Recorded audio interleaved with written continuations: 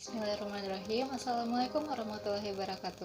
Halo teman-teman semuanya, perkenalkan nama saya Siti Zakiah. Saya dari kelompok 3 dan juga teman-teman saya yang bernama Arfan Farahim, Muhammad Iqbal, Rashidah Refaulia, dan juga Safana Mumtaz Hakim akan mempresentasikan mengenai materi dari kelas bisnis ini, yaitu manajemen operasional dan manajemen sumber daya manusia. Berikut untuk materi pertama, yaitu manajemen operasional, akan dibawakan oleh teman saya yang bernama Rashidah. Dalam melaksanakan produksi suatu perusahaan diperlukan manajemen yang berguna untuk menerapkan keputusan-keputusan dalam upaya pengaturan dan pengordinasian penggunaan sumber daya dari kegiatan produksi yang dikenal dengan manajemen produksi atau manajemen operasi. Manajemen operasi adalah praktik administrasi bisnis untuk menciptakan tingkat efisiensi setinggi mungkin dalam suatu organisasi. Hal ini berkaitan dengan pengubahan bahan dan tenaga menjadi barang dan jasa seefisien mungkin untuk memaksimalkan laba di suatu organisasi. Tim manajemen operasi berusaha menyeimbangkan biaya dengan pendapatan untuk mencapai laba operasional yang lebih tinggi. Tujuan dari manajemen operasional ada 5. Yang pertama ada efisiensi, yaitu untuk meningkatkan efisiensi dalam suatu perusahaan. Yang kedua ada productivity, yaitu untuk meningkatkan efektivitas dalam suatu perusahaan. Yang ketiga, ada ekonomi, yaitu untuk mengurangi biaya dalam kegiatan di dalam suatu perusahaan. Yang keempat, ada quality, yaitu untuk meningkatkan kualitas dalam suatu perusahaan. Dan yang terakhir, ada reduce processing time, yaitu untuk mengurangi waktu proses produksi di dalam suatu perusahaan. Ruang lingkup manajemen operasi. Yang pertama, seleksi dan perancangan desain produk. Yang kedua, seleksi dan perancangan proses dan peralatan, menentukan jenis proses produksi dan menentukan teknologi dan peralatan termasuk bangunan dan lingkungan kerja. Yang ketiga, pemilihan lokasi perusahaan dan unit produksi. Yang keempat, perancangan tata letak dan arus kerja. Yang kelima, perancangan tugas pekerjaan. Yang keenam, strategi produksi dan operasi serta pemilihan kapasitas. Fungsi manajemen operasi. Dalam manajemen operasi ada 4 fungsi. Yang pertama adalah fungsi perencanaan, yaitu menetapkan tujuan subsistem operasi dari suatu organisasi dan mengembangkan sebuah program, kebijakan, dan juga prosedur. Yang kedua adalah fungsi pengorganisasian, yaitu menentukan struktur, individu, grup, seksi, bagian, divisi, maupun departemen dalam suatu subsistem operasi serta mengatur wewenang dan juga tanggung jawab. Yang ketiga adalah fungsi penggerakan, yaitu memimpin, memotivasi, dan mengawasi karyawan untuk melaksanakan tugas. Dan yang keempat adalah fungsi pengendalian, yaitu mengembangkan sebuah jaringan komunikasi yang diperlukan supaya sebuah pengorganisasian dan penggerakan sesuai yang direncanakan. Selanjutnya ada tantangan manajemen operasi masa kini. Terdapat 2 faktor penggerak utama. Yang pertama ada berkembangnya internet. Sejak peningkatan penggunaan internet telah banyak memunculkan variabel baru dalam manajemen operasi, seperti mempermudah dan mempercepat komunikasi dan kolaborasi antar perusahaan, memudahkan customer mendapatkan informasi tentang produk yang diinginkan baik melalui search engine atau sosial media, dan membentuk harapan dan keinginan pelanggan yang lebih spesifik. Yang kedua ada globalisasi. Pasar dan operasi perusahaan sudah menjadi global. Dampaknya, perusahaan yang menyasar pasar global harus memiliki kemampuan yang mumpuni pada manajemen operasinya. Lalu, globalisasi juga menuntut upaya kompetisi bisnis pada masa kini untuk lebih terpadu antara riset, perencanaan produksi, logistik, hubungan pemasok, dan pemasaran. Lalu, lingkungan bisnis pada masa depan juga diperkirakan akan berubah dengan lebih cepat sehingga membutuhkan interaksi yang dekat dan cepat antara fungsi-fungsi perusahaan untuk lebih memahami pasar. Perencanaan sistem operasi adalah proses membuat sebuah laporan perencanaan sistem yang menggunakan sumber sistem informasi yang berhubungan dan mendukung tujuan bisnis serta operasi organisasi. Perencanaan produksi yang menjadi bagian dari manajemen operasi ini sangat mendukung proses produksi dari suatu perusahaan. Ada 2 proses perencanaan produksi. Yang pertama, semua rencana dibuat dalam jangka waktu tertentu. Dalam perencanaan operasi ini bisa digunakan untuk jangka pendek, jangka menengah, maupun jangka panjang. Nah, rencana yang dibuat ini harus real atau nyata dan efisien. Tidak boleh ada beberapa rencana yang tidak diketahui tujuan dan manfaatnya untuk perusahaan. Yang kedua, perencanaan operasi harus dibuat dalam jadwal produksi utama untuk menentukan kualitas maupun waktu produksi dalam jangka waktu pendek. Nah, untuk proses produksi ini, suatu barang dan jasa akan memerlukan beberapa faktor produksi, diantaranya adalah uang, sumber daya manusia, barang, metode, mesin, dan juga pasar. Faktor yang mempengaruhi manajemen operasi ada 4, yaitu yang pertama manajer, yang kedua tindakan yang dilakukan oleh kelompok kerja, yang ketiga ada tingkah laku karyawan, dan yang keempat faktor eksternal. Selanjutnya, perancangan sistem operasi. Perancangan sistem adalah proses perancangan untuk merancang sistem atau memperbaiki sistem yang telah ada, sehingga sistem menjadi lebih baik serta dapat mengerjakan pekerjaan secara efektif dan efisien. Berikut adalah 3 elemen. Yang pertama, perancangan input, perancangan output, dan perancangan file. Beberapa hal yang melatar belakangi green operation diantaranya adalah pemanasan global atau global warming, protokol Kyoto, praktik green operation, dan yang terakhir adalah green supply chain management atau biasa disingkat sebagai GSCM. Nah, setelah penjelasan dari perencanaan dan perancangan sistem operasi tadi, selanjutnya ada penjelasan tentang green operation. Apa sih green operation itu? Green operation merupakan sebuah hal yang menyangkut integrasi dan penyelarasan strategi manajemen ramah lingkungan ke dalam produksi dan operasi perusahaan untuk mengurangi dampak negatif industri terhadap lingkungan. Perkembangan kepedulian konsumen dan masyarakat luas terhadap lingkungan hidup yang semakin membesar, serta isu tentang konsep industri yang berwawasan lingkungan yang semakin meluas telah memaksa industri untuk melakukan operasi produksi perusahaan dengan konsep green operation dalam setiap proses bisnisnya, yang kemudian berkembang menjadi sebutan Green Supply Chain Management atau GSCM. Sebelum membahas mengenai apa itu Green Supply Chain Management, akan lebih mudah dimengerti jika kita mengenal terlebih dahulu mengenai Supply Chain Management atau manajemen rantai pasok. Manajemen rantai pasok adalah kegiatan yang meliputi perencanaan, pengendalian, dan perjalanan arus produk suatu perusahaan, dari mulai pengadaan hingga pendistribusian sampai kepada konsumen dengan cara yang efisien dan efektif.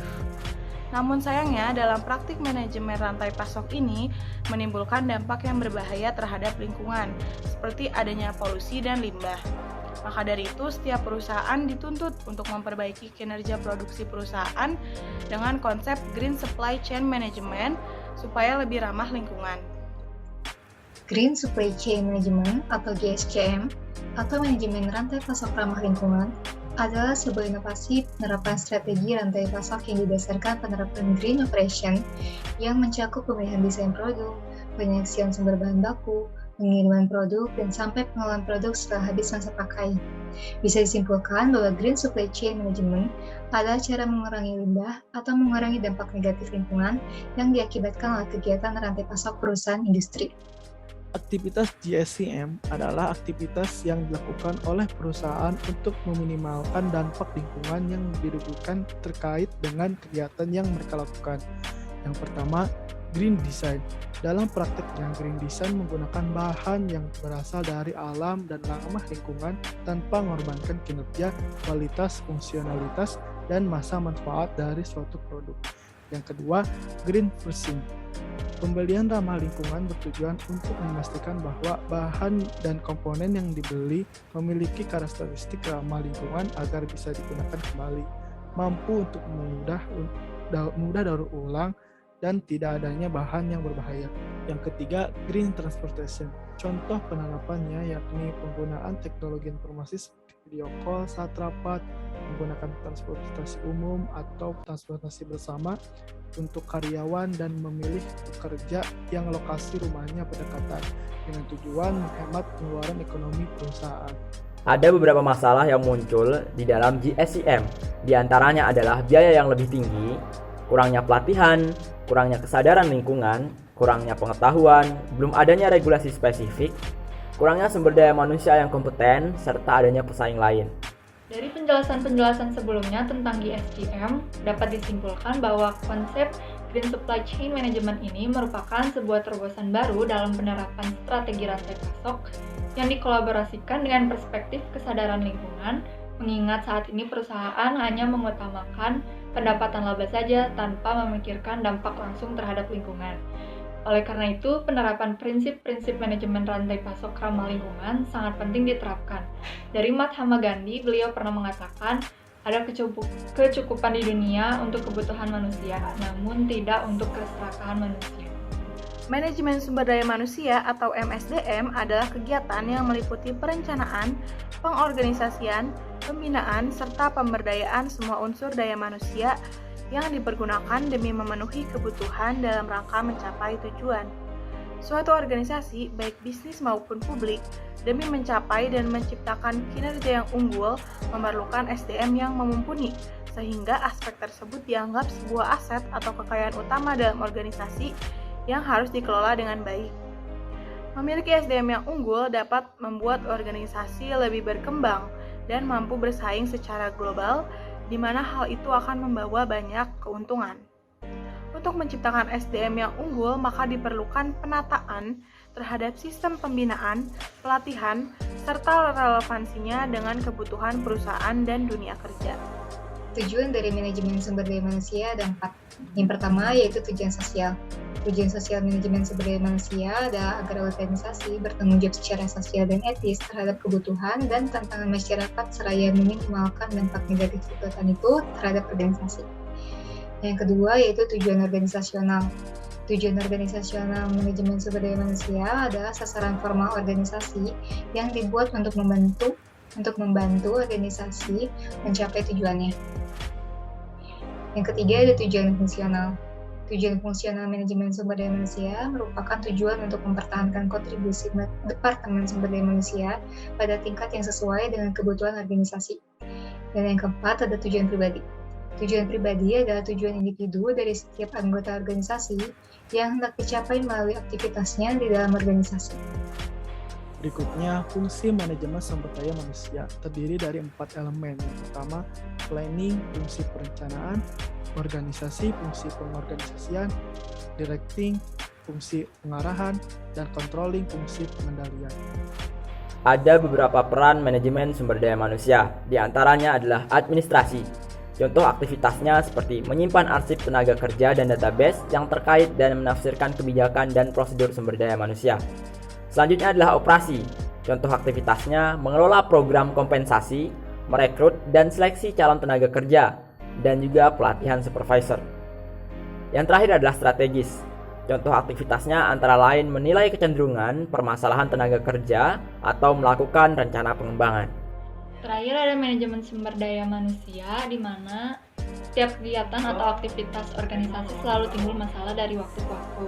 Dan untuk mengatasinya ada beberapa pendekatan berdasarkan periode atau segi waktunya. Yang pertama ada pendekatan mekanis atau klasik, yaitu mengganti peranan tenaga kerja manusia dengan tenaga mesin untuk melakukan pekerjaan. Namun dalam pendekatan ini, unsur manusia dalam organisasi disamakan dengan faktor produksi lain, sehingga pimpinan perusahaan cenderung menekan pekerja dengan upah yang minim agar biaya produksi rendah.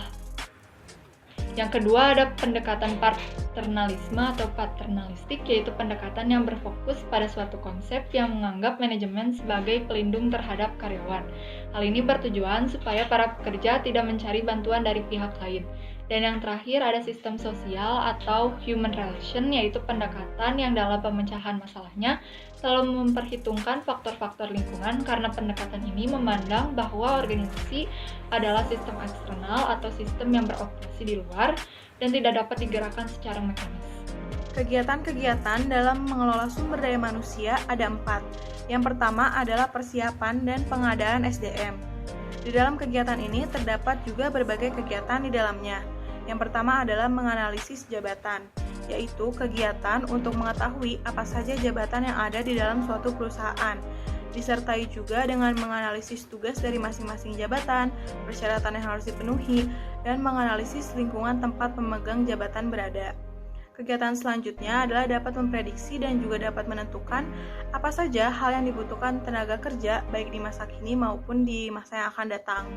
Dilanjutkan dengan penyusunan rencana penetapan jumlah dari SDM yang akan direkrut sebagai tenaga kerja, disertai dengan waktu kapan akan dibuka penerimaan calon tenaga kerja yang sekiranya memenuhi kriteria. Setelah ditetapkannya SDM, yang memenuhi kriteria, maka akan dilakukan seleksi lebih lanjut, yang nantinya SDM ini akan lolos sebagai tenaga kerja.